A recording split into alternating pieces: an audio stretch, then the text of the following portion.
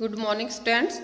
आज हम कक्षा 8वीं से विषय हिंदी और उप विषय हमारा हिंदी की पाठ्य पुस्तक कोकिला से है।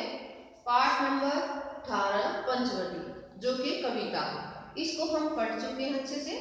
आज हम करेंगे इसका अभ्यास में हमारे शब्दार्थ हो चुके हैं। प्रश्न नंबर 1 हमारा है मौखिक प्रश्न उत्तर। यहाँ से शुरू करते हैं। प्रश्न नंबर 1, पेड़ क्यों झूम रहे हैं?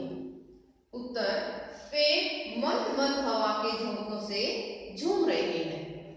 ये हमारी पहली पंक्तियां हैं कविता में कि चारों चंद्र की चंचल किरणें खेल रही हैं जल थल में, चांदनी बिखरी हुई थी अवनी और अंबल तल में। जो पेड़ झूम रहे हैं तरु भी मंद हवा के झोंकों से, तो वो कैसे झूम रहे हो? मंद मंद हवा के झोंकों से वो झूम रहे हैं। प्रश्न नंबर 2, गोदावरी के जल से कैसी ध्वनि सुनाई दे रही है? ध्वनि मतलब आवाज कैसी आती है गोदावरी के जल से? उत्तर, गोदावरी के जल से ऐसी ध्वनि सुनाई दे रही है जैसे किसी संगीत की मधुर तान बज रही हो। प्रश्न नंबर 3, सूर्य पृथ्वी से क्या चुन लेता है? ये हमारी जो पंक्तियां थी उसमें बताया था कि जो है बिखेर देती वसुंधरा मोती सबके सोने पर, रवि बटोर देता है उनको सदा सवेरा होने पर। अर्थात जो सूर्य है वो जो पृथ्वी ने रात के समय मोती बिखेरे थे उनको चुन लेता है। तो देखिए, सूर्य पृथ्वी से मोती चुन लेता है। क्या चुन लेता? पृथ्वी से मोती चुन लेता है।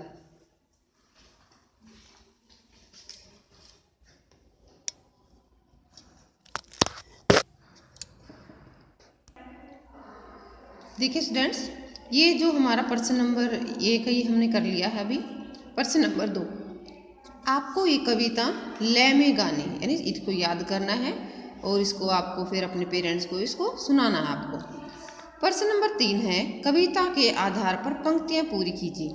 ये जो पंक्तियां हैं ये हमारी कविता से ऐसे की ऐसी लिखी हुई हैं। आपको जो यहाँ पर ये खालिस्तान दिखाई दे रहा है, आपको रिक्त स्थान है जो, यहाँ पर आपको अपनी जो कविता है, यहाँ पर ये जो कविता लिखी हुई है यहाँ से पंक्तियाँ ढूंढकर आपको यहाँ पर इस स्थान पर उनको लिखना है।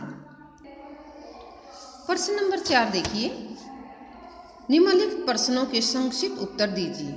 कविता में चांदनी का कैसा वर्णन किया गया है? कविता में बताया गया है कि सफ़ेद और स्वच्छ चांदनी पूरी धरती व आकाश में फैली हुई है। प्रश्न नंबर ख, प्रकृति हमारे साथ किस प्रकार आत्मीयता दर्शाती है? देखिए उत्तर, भले ही प्रकृति हमें अनजाने भूलों के लिए दंड देती है पर हमें बच्चों की तरह प्यार भी करती है। तो इस प्रकार प्रकृति हमारे साथ आत्मीयता को दर्शाती है। कविता में धरती के प्राकृतिक सौंदर्य का वर्णन किस प्रकार किया गया है? धरती पर चारों ओर हरियाली का दृश्य है, झरनों के गिरने की सुंदरता है। प्रश्न नंबर घ, गोदावरी नदी के तट का प्राकृतिक सौंदर्य अपने शब्दों में प्रकट कीजिए। गोदावरी नदी का जो तट ऐसा लग रहा है जैसे कोई ताल बजा रहा है तथा उसमें बहते जल की आवाज़ ऐसी प्रतीत हो रही है जैसे उसमें किसी प्रकार की तान निकल रही है। प्रश्न नंबर 5, कविता में से वे पंक्तियां चुनकर लिखिए जिनके भावार्थ यहाँ दिए गए हैं। देखिए यहाँ पर उसका उन पंक्तियों का अर्थ दिया है और हमने इन्हीं जो अर्थ ये जिन पंक्तियों से लिए गए हैं तो वहाँ पर उन्हीं पंक्तियों को लिखना है। सुंदर मनमोहक चंद्रमा की नटखट किरणें धरती पर जल में बिखरी हुई ऐसी प्रतीत होती हैं जैसे खेल रही हों। तो ये कौन सी पंक्तियों का अर्थ है? ये चारों चंद्र की चंचल किरणें खेल रही हैं जल थल में। नंबर ख देखिए, प्रकृति भला कब रुकती है? प्रकृति तो हर क्षण कार्यरत रहती है। बंद नहीं अब भी चलते हैं नियति नटी के कार्यकलाप। प्रकृति सदैव समान व्यवहार करती है। कोई गलती जानबूझकर की गई हो या अनजाने में, दोनों के लिए उसने समान दंड की व्यवस्था की हुई है।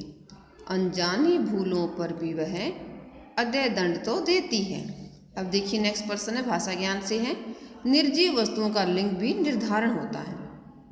निम्नलिखित पंक्तियों में रंगीन शब्दों का लिंग पहचान कर लिखनी। यानी कि ये रंगीन शब्द हैं जो ये बताने हमने कि स्त्रीलिंग है या पुल्लिंग है। देखिए, सूरज सौरमंडल का हिस्सा है, तो ये सूरज है जो वो क्या कौन सा लिंग है, ये पुल्लिंग है। धरती सूरज के चारों ओर घूमती है, तो धरती कौन सा लिंग है, ये स्त्रीलिंग है। यह तट कितना आकर्षक है, ये तट क्या होता है, पुल्लिंग। हरियाली मन को शांति प्रदान करती है, स्त्रीलिंग। झरने कैसा सुंदर दृश्य प्रस्तुत करते हैं, झरने होते हैं पुल्लिंग। कविता में आए कोई 6 युग्म शब्द छांट कर लिखिए।